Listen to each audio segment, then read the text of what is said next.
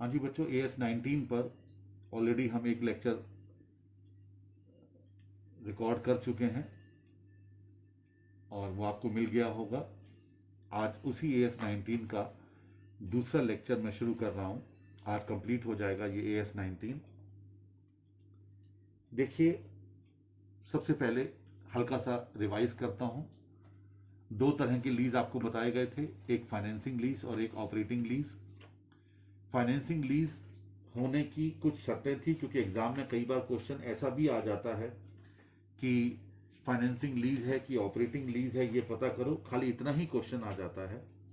तो वहां पर आपको ध्यान रखना होगा कि फाइनेंसिंग लीज की अपनी कुछ शर्तें हैं, और वो शर्तें अगर पूरी हो रही हैं तो उसे फाइनेंस लीज के नाम से आप बुलाएंगे।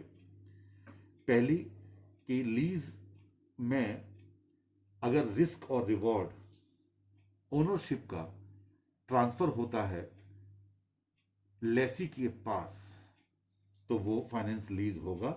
ऑपरेटिंग में ऐसा नहीं होता। दूसरा, कोई भी फाइनेंस लीज एक अरेंजमेंट है to finance the use of equipment for a major part of its useful life. देखिए बच्चे, अभी मैं आपको बताने वाला था लेकिन अब वो बात आ गई है सामने, तो मैं आपको बता देता हूं। इकोनॉमिक लाइफ और यूजफुल लाइफ में क्या फर्क होता है AS19 के मुताबिक। इकोनॉमिक लाइफ वो लाइफ है जिसमें कोई भी असेट एक या एक से ज्यादा यूजर्स के द्वारा इस्तेमाल की जाती है, उसे कहते हैं इकोनॉमिक लाइफ। मैं बोल रहा हूं, ध्यान से सुनना। इकोनॉमिक लाइफ और यूजफुल लाइफ में फर्क क्या है? The period over which an asset is expected to be economically usable by one or more users। एक या एक से अधिक यूजर जब किसी असेट को इकोनॉमिकली यूज करते हैं तो उस पीरियड को इकोनॉमिक लाइफ कहते हैं। और यूजफुल लाइफ क्या है? The period over which the leased asset is expected to be used by the lessee. जब वो असेट लेसी द्वारा कितने पीरियड के लिए इस्तेमाल की जा रही है, उसे यूजफुल लाइफ कहते हैं। तो यूजफुल लाइफ तो लीज्ड असेट की है, और इकोनॉमिक लाइफ किसी भी असेट की हो सकती है जो एक या एक से ज्यादा यूजर्स के द्वारा वो कितने टाइम के लिए इस्तेमाल की जा सकती हो। और इकोनॉमिक लाइफ को अगर हम प्रोडक्ट के सेंस में देखें तो क्या है? The number of production or similar units expected to be obtained from the asset by one or more users.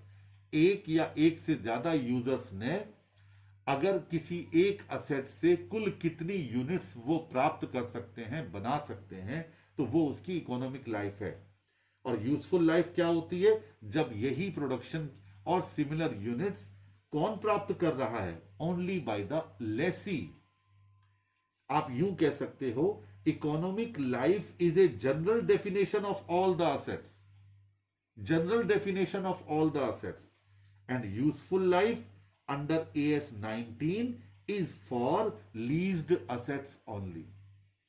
यानी यूजफुल लाइफ खाली लीज्ड असेट्स के लिए होती है अंडर AS19, जबकि इकोनॉमिक लाइफ ऑल असेट्स के लिए होती है। एक जनरल डेफिनेशन है। तो कहने का मतलब क्या हुआ कि अगर किसी लाइफ के, अब फाइनेंस लीज पर वापस आ जाते हैं, उसकी यूजफुल लाइफ के मेजर पार्ट के लिए कोई असेट किसी दूसरे बंदे को दी गई है तो वो भी फाइनेंस लीज कहा जाएगा। तीसरा, रिस्क एंड रिवॉर्ड, ये तो बता ही दिया है मैंने। चौथा कि अगर कोई भी असेट, ध्यान दीजिए, कोई भी असेट लेसी के द्वारा यानी यूजर के द्वारा अगर एक ऐसे प्राइस पर कहा गया है कि लीज टर्म समाप्त होने के बाद वो उसे ऐसे प्राइस पर ले सकता है जो कि उसकी फेयर वैल्यू से बहुत कम हो। मैंने उस दिन एग्जांपल दिया था कि अगर बैंक आपको कार फाइनेंस करता है और 10 साल के बाद बैंक आपसे कहता है कि नो ऑब्जेक्शन सर्टिफिकेट लेने के लिए आप 3,000 रुपए दे देना और कार हम आपके नाम कर देंगे, तो ऐसी कंडीशन में ये कोई कार 5 साल बाद या 3 साल बाद 3,000 रुपए की थोड़ी है।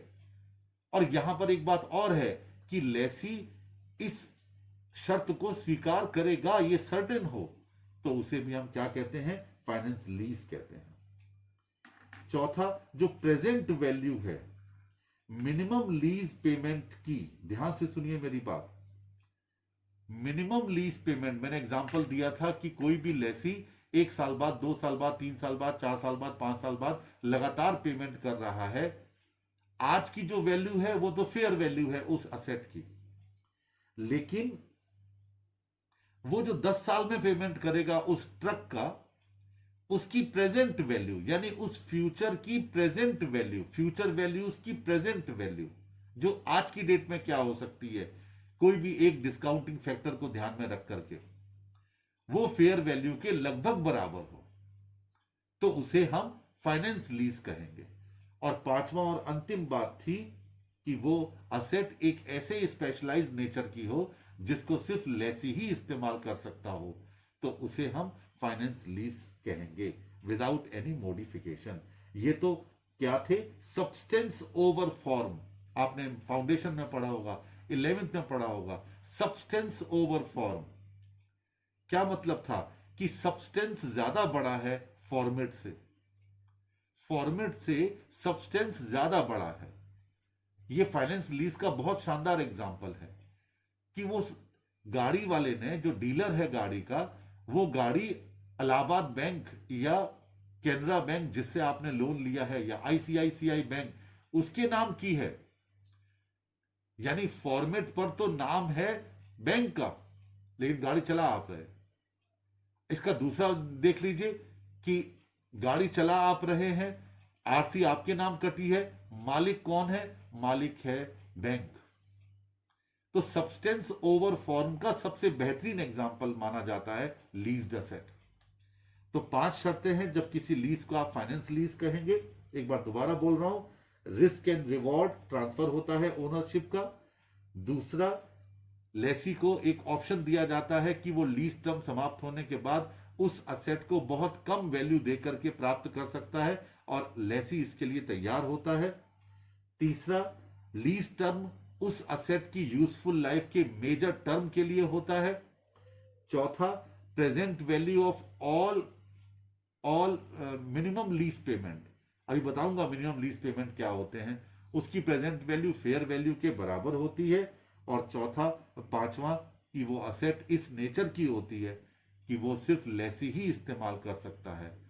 ये तो हो गए पहले 5 फैक्टर। इसके बाद इंडिकेटिव फैक्टर्स भी हैं जो मैंने बताए थे, कुल मिलाकर के 3 था। Lessee can cancel the lease, lessee cancel कर सकता है उस लीज को, लेकिन इससे लेसर को होने वाले नुकसान को लेसी अगर बियर करेगा तो वो भी फाइनेंस लीज की डेफिनेशन में आता है, और ये इंडिकेटिव फैक्टर्स कहे जाते हैं। दूसरा, गेन और losses from the fluctuation in the fair value और the residual value fell to the lessee, lessee को ही फॉल टू द लेसी, मतलब लेसी को ही ये पे करने पड़ते हैं, कोई भी फ्लक्चुएशन अगर हो रहा हो या कोई रिबेट हो जो आगे चल करके दी जाने वाली हो।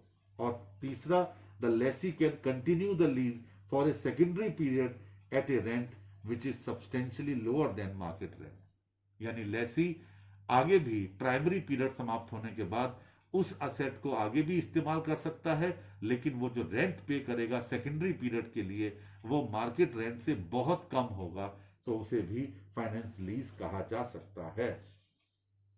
अब एक बात आती है कि हम इसका अकाउंटिंग ट्रीटमेंट कैसे करेंगे। अकाउंटिंग ट्रीटमेंट को समझने के लिए थोड़ी सी 2-3 चीजें समझ लीजिएगा। कुछ टर्म्स हैं जिनको कि आगे चल करके हमें यूज करना है, उनको समझ लीजिए, और उसके बाद फिर हम अकाउंटिंग ट्रीटमेंट पर चर्चा करेंगे। सबसे पहले होता है एमएलपी। एमएलपी का मतलब है मिनिमम लीज पेमेंट्स।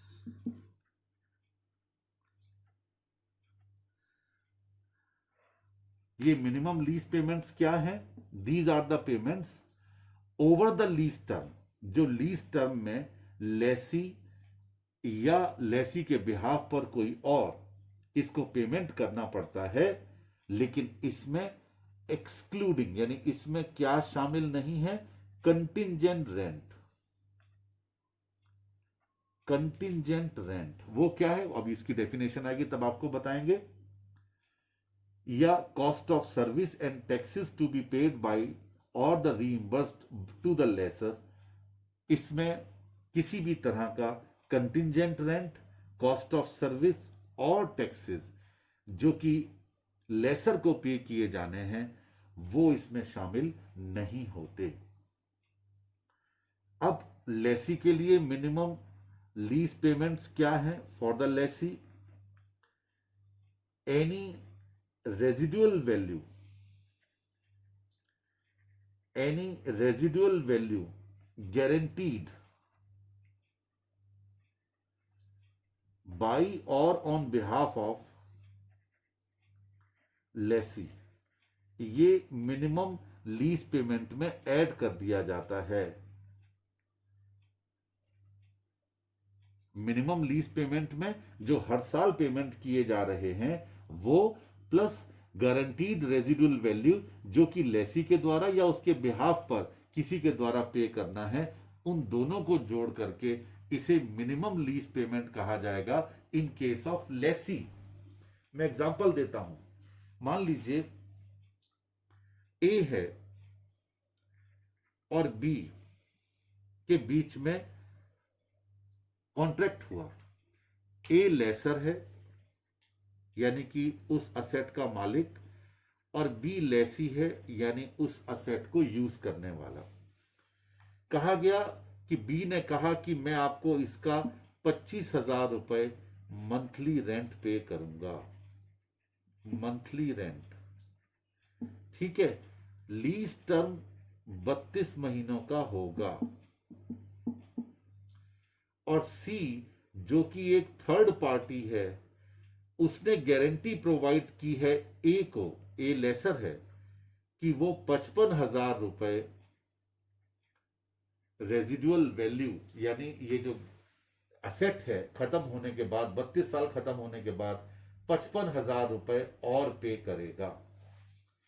तो अब यहां मिनिमम लीज पेमेंट कितना हो गया, देखिए 25,000 इंटू 32, 8 लाख रुपए तो ये हो गए रेंट जो पे करेंगे 32 साल में, 25,000 रुपए 32 महीनों में 25,000 रुपए per month, plus residual value guaranteed, याद रखिए गारंटीड आएगा 55,000, भले ही थर्ड पार्टी ने किया हो लेकिन उसे जोड़ा जाएगा, यानी कुल मिलाकर के जो एमएलपी आ गया वो 8,55,000 रुपए हो गया। In case of lessor, lessor के लिए एमएलपी क्या है, लेसी के लिए तो क्या हो गया कि जितना भी मिनिमम लीज पेमेंट का मतलब क्या है, जो रेंट उसने पे किया है प्लस गारंटीड रेजिडुअल वैल्यू। अब लेसर के लिए क्या है, लेसर के लिए है एक तो रेंटल्स,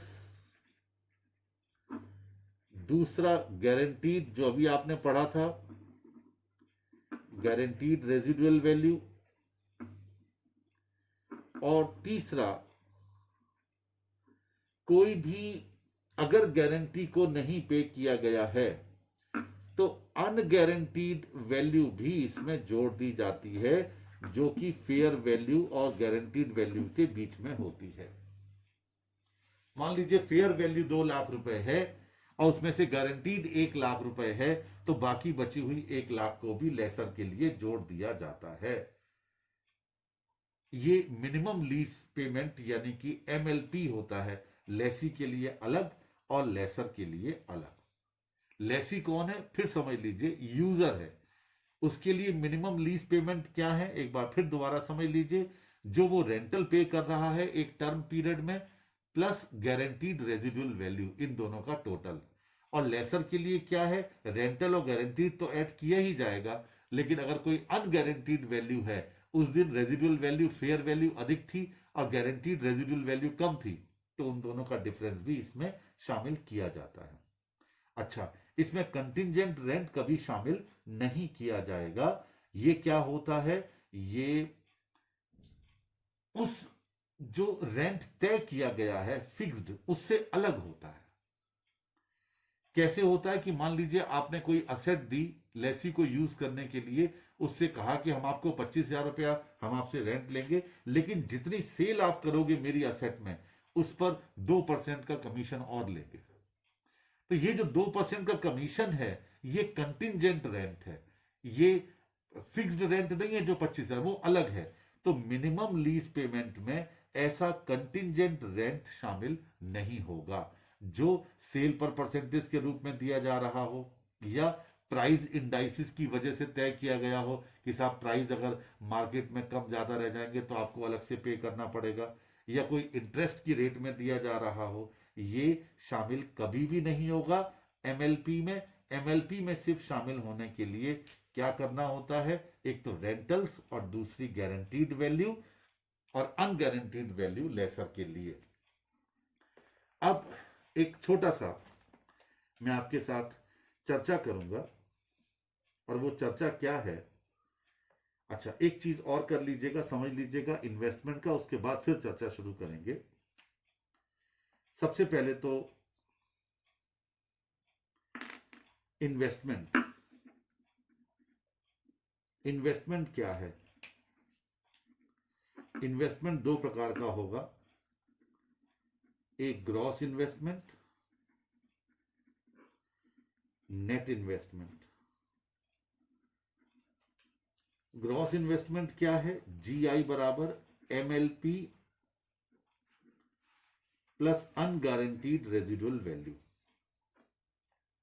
अनगारंटीड रेजिडुअल वैल्यू ये है ग्रॉस इन्वेस्टमेंट, यानी लेसी कुल कितना इन्वेस्टमेंट कर रहा है, MLP plus unguaranteed residual value.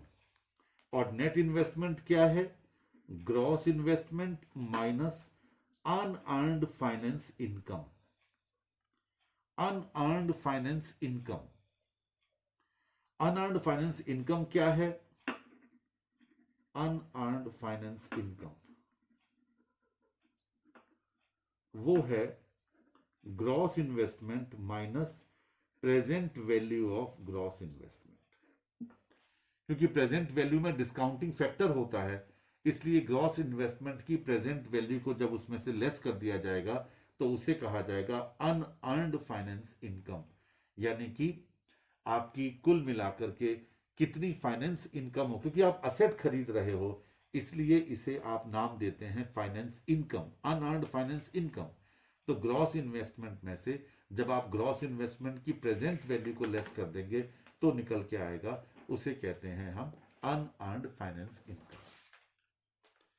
अब देखिए ये सारी चीजें आपकी स्टडी में भी दी गई हैं, अलग अलग डेफिनेशन में दी गई हैं। ये देखिए पेज नंबर 1.71 पर मिनिमम लीज पेमेंट के बारे में एमएलपी लिखा गया है, मैं पढ़ देता हूं। कहता है are the payments over the lease term that the lessee is और can be required to make excluding contingent rent, cost for services and taxes to be paid by and reimbursed to the lessor, together with, in the case of lessee, any residual value guaranteed by or on behalf of the lessee, and B, in case of lessor, any residual value guaranteed to the lessor by or on behalf of the lessee and by an independent third party financially capable to meeting these guaranteed। ठीक है, fair value क्या होता है, fair value यानी दो parties जब एक बाह की दूरी पर खड़े होकर के किसी भी असेट को खरीदने के लिए, जो विलिंग हो, पार्टी खरीदने के लिए विलिंग हो और दोनों रैशनल हो, दोनों नॉलेजेबल हो, तो जो वो उस प्राइस को तय करते हैं उसे फेयर वैल्यू कहा जाता है। इकोनॉमिक लाइफ और यूजफुल लाइफ का मैंने आपको अभी डिफरेंस बता दिया। इसके बाद अब हम शुरू करेंगे इसकी क्वेश्चंस और इसकी जर्नल एंट्रीज। देखिए मैं एक क्वेश्चन इलस्ट्रेशन नंबर 1 है आपकी स्टडी का, उसको लेकर के समझा रहा हूं आपको, क्योंकि बजाय थ्योरी के समझाने के थोड़ा सा बोरिंग सा है ये एएस। अगर हम क्वेश्चन के साथ समझेंगे तो ये बड़ा आसानी से समझ में आ जाएगा। एग्जाम्पल नंबर 1 है आपकी स्टडी का।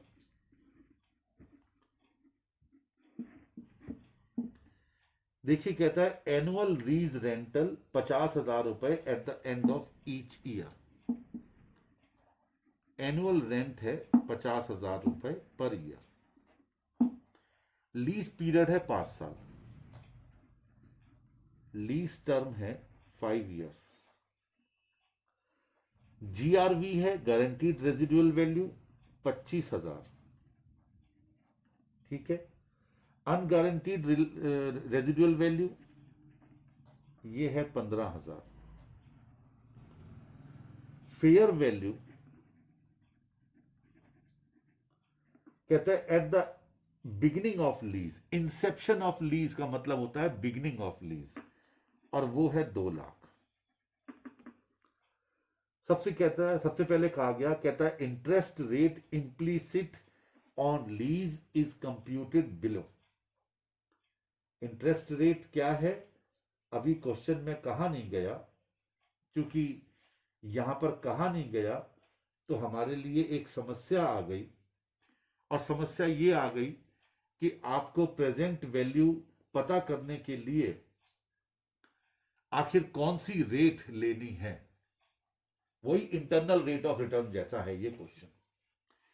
पहली चीज जरा ध्यान दीजिएगा, आपको एक ऐसा डिस्काउंटिंग फैक्टर चाहिए जिसकी वजह से आपका ये 2 लाख रुपए की फेयर वैल्यू के बराबर आ जाए। किसकी? Present value of cash inflows. आप याद करो उस चैप्टर में, यहां पर present value of lease term में जो एनुअल रेंट दिया जा रहा है प्लस जीआरवी और अनगारंटीड रेजिडुअल वैल्यू। क्या था? आपको एक तरीका बताया था मैंने एक गैस करने का। क्या था याद करो? वो अच्छा याद है, वो टेबल वाला याद है, नहीं तो फिर दूसरा एक मुझे करने दो, आप बोलो मैं कर लूंगा। वहां पर एक फॉर्मूला बताया गया था मैंने आपको इंटरनल रेट ऑफ रिटर्न में, जिसमें हम 1.5 को मल्टीप्लाई किया करते थे। याद करो क्या फॉर्मूला था? अच्छा, सबसे पहले हमें टोटल वैल्यू ऑफ इनफ्लोज निकालनी पड़ेगी, वो डिवाइड बाई 5 होगी, जिससे पर ईयर की वैल्यू आएगी। यहां पर बराबर है, हाँ बराबर है 50,000 रुपये मिल रहे हैं हमको। हाँ ठीक है। या फिर ये कर लीजिए कि 50,000 आपको 5 साल, उठाइए कैलकुलेटर, 50,000 इंटू 5 प्लस 40,000, हाँ ये हो गए आपके कितने? 290 290 डिवाइडेड बाई 5 58,000। ठीक है। इसको क्या करते थे फिर हम? इसका परसेंटेज निकालते थे नेट इन्वेस्टमेंट के साथ। से, हाँ। तो 58,000 divided by 2 lakhs into 100। 2 lakh net investment में नेट इन्वेस्टमेंट यहाँ 2 lakhs है, एक तरीके का फेयर वैल्यू जो है। अब ये आ गई 0.29 यानी 29%। इसको 1.5 से मल्टीप्लाई कर दें, 1.5 से मल्टीप्लाई करते थे, 43.5%। ये कहीं गड़बड़ है। ठीक है। चलिए, जो आपकी स्टडी कहती है, study trial and error method होता है, तो उसमें वो लोग क्या करते हैं, वो लोग गैस किया इन्होंने 10% की रेट से, 10% की रेट से। ठीक है। याद करो वो कब लगाते थे हम लोग? चलो वो IRR में मत जाओ, 10% की रेट से। चलिए पहले करते हैं first year, second year, third year, fourth year, fifth year, और फिफ्थ में 2 चीजें और हैं। अगला column MLP plus unrealised guaranteed residual value.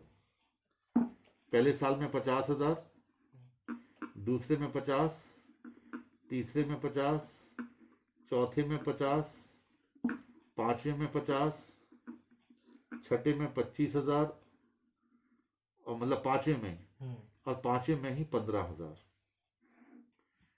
PV factor at 10% discount. वही 1/1.10 कैलकुलेटर पर 0.909, 0.826, आगे इक्वल दबाते जाइए, 0.751, 0.683, 0.621, 0.621, 0.621, क्योंकि तीनों 5वें साल में हैं, कहीं जल्दबाजी में छठा सातवां आठवां ना हो जाए, इसलिए ऐसा भी कर सकते हैं कि 5वें साल में इन तीनों का टोटल कर लीजिए। ठीक है, अब मल्टीप्लाई करके निकालिए प्रेजेंट वैल्यू कितनी कितनी आई, 45,450, मेमोरी में डालते जाइए, 41,300, 37,550, 34,150, 31,050, 15,525 और 9,315। 2,14,340। 2,14,340, जो 2 लाख से अधिक है। इसका मतलब साफ हो गया कि आपको अब एक दूसरी रेट, डिस्काउंट रेट चाहिए जो 10% से अब ज्यादा होगी, क्योंकि इसे कम करना। क्योंकि हमें इसे 2 लाख से कम लाना है अब। ठीक है, तो आपने गैस किया, गैस रेट 14%। ठीक है, तो अब निकालिए पीवी फैक्टर एट 14%। पहले साल में 0.877 877 को साथ साथ मल्टीप्लाई भी कर दीजिए 50,000 से, 43,860, 860, 859.6 आ रहा है। तो 860 कर देते हैं, मेमोरी में डाल दो इसको। अब 1/1.14 दो बार 0.769, 0.769 मल्टीप्लाई कर दीजिए 50,000 को, 38,473, 473। 73। इसके बाद अब तीसरी बार कर लीजिए 1/1.14 डिवाइड बाई 0.675, 0.675, 50 को मल्टीप्लाई कीजिए 33,749, 750 कीजिए पूरा पूरा, और तुम पूरा पूरा कर रहे होगे ना, इसलिए अंतर आ रहा है बुक से। खैर, इसके बाद 4 बार कीजिए, अब 14 साल आ गया, 0.592 हाँ, इंटू 50,000, 29,604 आ रहा है मेरा। चलो अब 5वें साल में आ जाइए,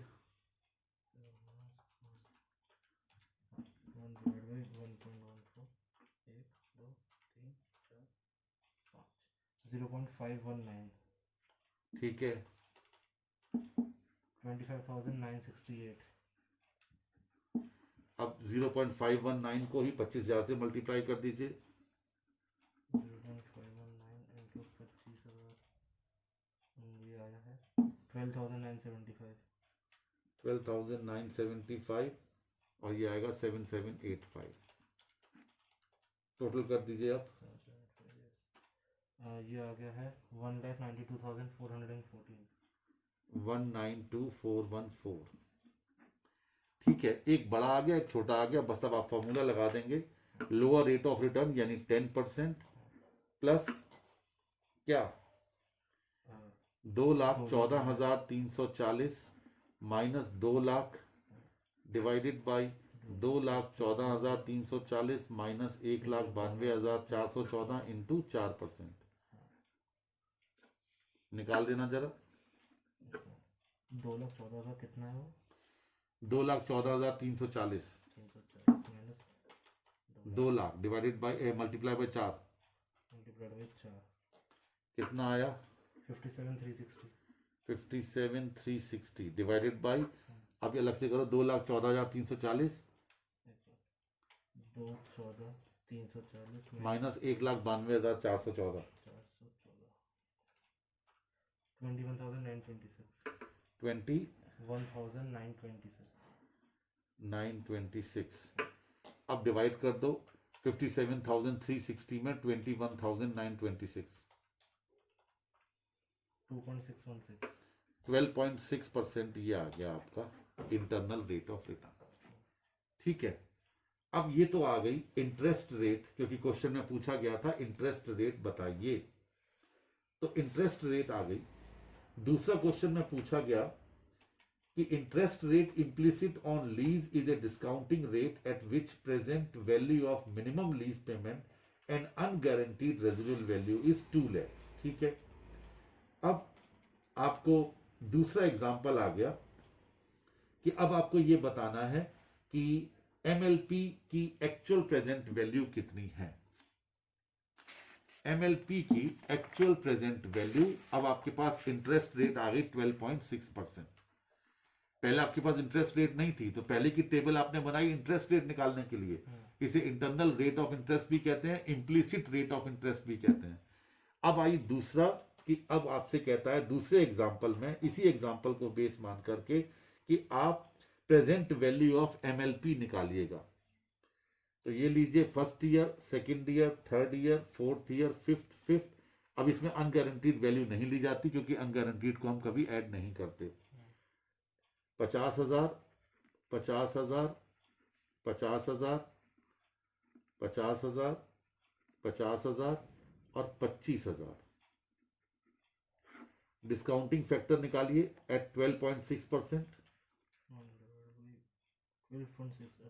1 डिवाइड बाई 1.126, 0.888, 890 कर लीजिए। दूसरी बार करो, 0.788, 790 कर लीजिए। 0.700, ठीक है, 0.622, ठीक है, 0.552 और फिर 0.552। इसको मल्टीप्लाई किया आपने तो ये आ गया 44,500। ये प्रेजेंट वैल्यू आ रही है 39,500, 35,000 और 31,100, 27,600 और 13,800। टोटल कीजिए 191,500। 191,500। चूंकि हम लेसी की बुक्स लेकर चल रहे हैं इसलिए लेसी के लिए अनगारंटीड रेजिडुअल वैल्यू कुछ नहीं होगा। ठीक है, अब लेसी अपनी बुक में जर्नल एंट्री कैसे पास करेगा, बिल्कुल हायर परचेज की तरह है। देखिए पहली entry, asset account debited to lessor 1,91,500। आप पेमेंट कितना कर रहे हैं, 50,000 कर रहे हैं, 5 किस्तों में कर रहे हैं, लेकिन आप असेट को अपनी बुक्स में किस पर दिखा रहे हैं, present value of all MLP. ठीक है, चलिए पहली एंट्री हो गई, asset account debited to lessor. ये पहले साल की शुरुआत में हो गई 1,91,500। ठीक है, अब दूसरी एंट्री, जब आपने पहला साल में पेमेंट किया 1 साल बाद, और वो पेमेंट किया आपने 50,000 रुपए, उससे पहले आप हायर परचेज में कौन सी एंट्री पास किया करते थे, इंटरेस्ट की। तो यहां पर लिखेंगे finance charge account debited, interest नहीं लिखेंगे, finance charge account debited to lessor. कितने पर इंटरेस्ट लगाओगे, 50 पे। एक मिनट 2 लाख पे। 2 लाख पर नहीं, कितना पेमेंट कर रहे हैं प्रेजेंट वैल्यू पर, 1,91,500। 2 लाख में तो वो इंटरेस्ट जुड़ा हुआ है, ओह यस, 2 लाख पे इंटरेस्ट जोड़ के, वो तो फेयर वैल्यू है ना। हाँ तो 1,91,500 का कितने परसेंट, 12.6% रेट ऑफ इंटरेस्ट आया था। 24,129। 24,129 बिल्कुल ठीक है। अच्छा, अगली एंट्री क्या करेंगे, लेसर डेबिटेड टू बैंक, बताओ कितने से, 74,129। अरे यार हायर परचेज भूल गए क्या, किस्त की रकम में इंटरेस्ट हमेशा शामिल रहता है। हाँ, तो 50,000 पे करेंगे या 74,129 पे करेंगे। जब 5 साल में 50,000 पे कर रहे हो तो 2.5 लाख पे नहीं कर रहे हो, उसमें इंटरेस्ट जुड़ा हुआ नहीं है। तो 50,000 पेमेंट करेंगे फर्स्ट इंस्टॉलमेंट, जो तो क्वेश्चन में दी गई थी। अब अगली एंट्री किसकी होगी, डेप्रिसिएशन के लिए क्वेश्चन में कुछ कहा नहीं गया, रेट ऑफ डेप्रिसिएशन दिया जाता तो हम डेप्रिसिएशन चार्ज करते, depreciation account debited to asset. अब closing entry, P&L account debited to finance charge 24,129। अब आ गया सेकेंड ईयर, ये तो फर्स्ट ईयर था, अब सेकेंड ईयर। बताइए इंटरेस्ट कितने पर लगाया जाएगा? एंट्री वही होगी, finance charge account debited to lessor. ये लगाया जाएगा, एक मिनट,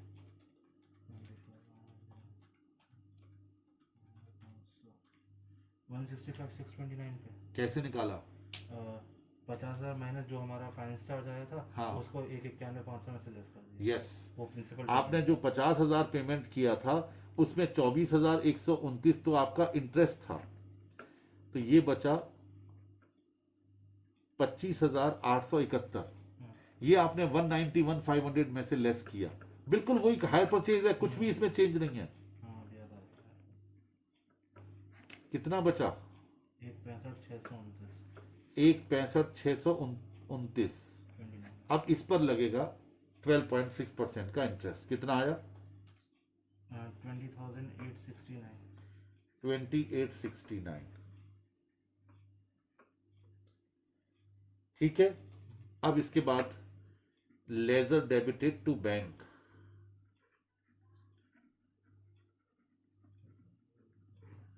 वही 50,000। और उसके बाद P&L account debited to finance charge 20,869। ऐसी थर्ड ईयर में, ऐसी फोर्थ ईयर में, ऐसी फिफ्थ ईयर में। यही काम जब हम लेजर की बुक्स में करेंगे तो लेजर की बुक्स में इसी फाइनेंस चार्ज के लिए शब्द इस्तेमाल होगा, फाइनेंस इनकम। और यहां पर वो डेबिट हो रहा है और वहां पर वो क्या होगा? वहां पर वो क्रेडिट होगा। बस इतना सा है फाइनेंस लीज में पास की जाने वाली entries in the books of lessor and lessee. जहां तक ऑपरेटिंग लीज का सवाल है, ऑपरेटिंग लीज में क्योंकि वहां पर हम सिर्फ रेंट पे करते हैं, मालिक नहीं होते, तो यहां एंट्री होती है lease rent account debited to lessor, पहले ड्यू की एंट्री, फिर lessor account debited to bank, और उसके बाद फिर P&L account debited to lease rent account. यानी कहने का मतलब क्या हो गया कि किसी भी केस में आप जो रेंट पे करते हैं, लीज रेंट, वो ऑपरेटिंग लीज में सिर्फ लीज के नाम से दिखाई जाएगी, लीज रेंट के नाम से दिखाई जाएगी, लेकिन फाइनेंस लीज में आप उसे असेट के नाम से शो करेंगे, उसकी प्रेजेंट वैल्यू निकालेंगे, और प्रेजेंट वैल्यू निकालने के बाद आप उसे उसी हायर परचेज सिस्टम से ही, जैसे हायर परचेज सिस्टम में किया करते थे, उसी पॉइंट से आप इसे सॉल्व करेंगे। बस इतना सा है फाइनेंस लीज और ऑपरेटिंग लीज, दैट्स ऑल।